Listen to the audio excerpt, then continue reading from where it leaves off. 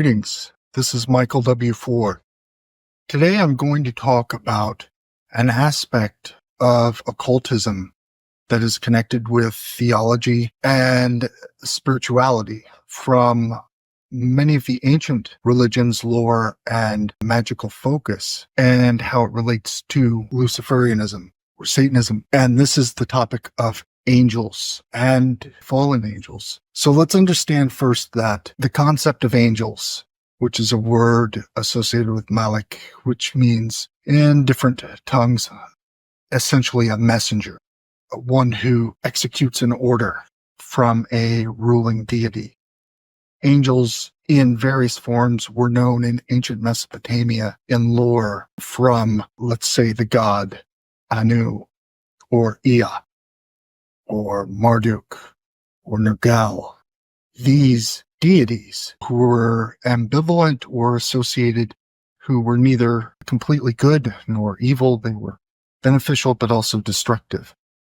Their messengers, for instance, the seven Udok-Hul, which are seven Sebedi, the demonic ones of the god, plague god, Era, and Nergal, were messengers. They would carry out orders from a specific deity. The Sedu, the bull-bodied, human-headed demonic ones, were also protectors of rulers and deities and temples. We see that in Hebrew lore and Kabbalah and Christian lore, the concept of angels further cultivated. There were cults of angels in early Christianity and the various sects, and these cults of angels worshipped different intermediary powers, which essentially that's what an angel is, and a mediator, much like one's daemon, which the concepts are very close and connected. But the ruling or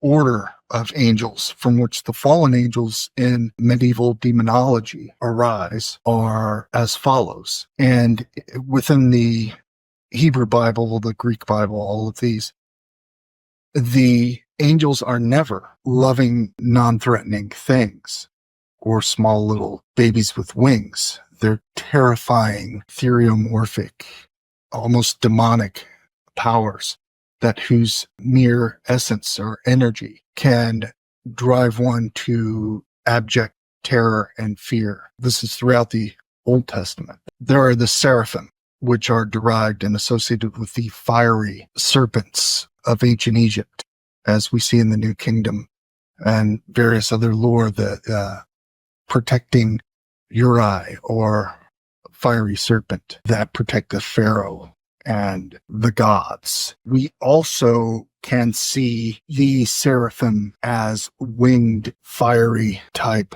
forces that exude more or less the black flame, that of consciousness and self-will. Seraphim are originally what Samael or Satanel were associated with. Samael being one of the greatest because he had 12 wings instead of the common of 6 wings of these very powerful angels. The Seraphim were among the order of which Satanel, Satan, Samael, Azazel, Lucifer, as it's later known, were part of that led the rebellion in classical theology. Below the Seraphim are the Cherubim. The cherubs were also terrible, theriomorphic or composite, godlike deities, of which also many of the Goetia powers are from. You have the thrones of the monotheistic deity, Yahweh, but some of these also, like the wheels, the Ophio, were fallen angels known in the later Goetia and the works of the Testament of Solomon.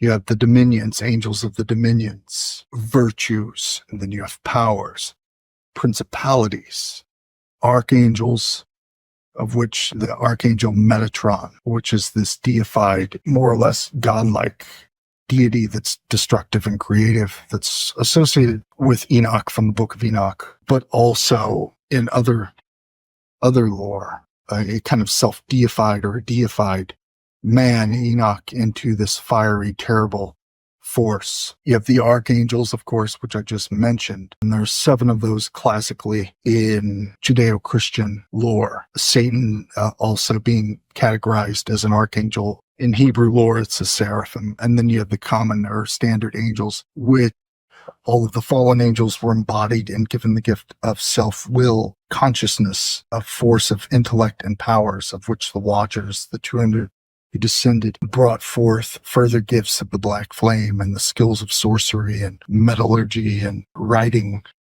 all of these things that come into kind of the gifts of the adversary of Baphomet.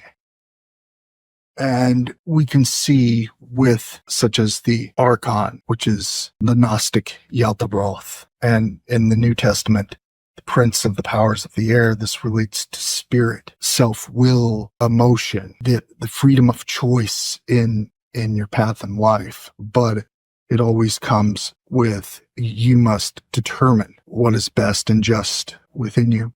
Honestly, thus know thyself. And the path you want to take in life, and it needs to correspond and balance with existing in your community, your culture. Whatever that is, there's a balance there. So rebellion is a spiritual self-awakening path in Luciferian magic. It's not just societal rebellion or cultural rebellion. It's definitely not an illegal process. It's a process of liberation, but also self-actualization within the path. All very important. And then you have these type of theuromorphic, horrible powers are inspirations and a mythology within Luciferianism that can be focused upon by a black adept or not. You can totally reject that. If you're working with Norse, Germanic deities, Wotan, Odin, Loki, and the powers of chaos, or in the Greco or the Hellenistic tradition of Hecate, Hades, Zeus, Dionysus, Artemis, all of those, that type of satanic lore doesn't really translate over to that, but it still has the Luciferian core, which is the key to the path. Within my work, the Necrominian, Satanic Egyptian magic, also very important.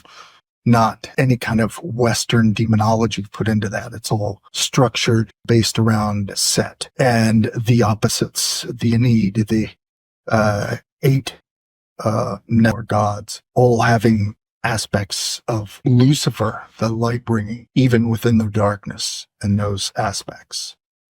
While I hope that this gives some clarity into the mythology of angels and demons, and I hope that you enjoy this, please like and subscribe. I have more videos beginning as we go into 2025, many things planned, and I hope you enjoy. Until then, Banama Aro.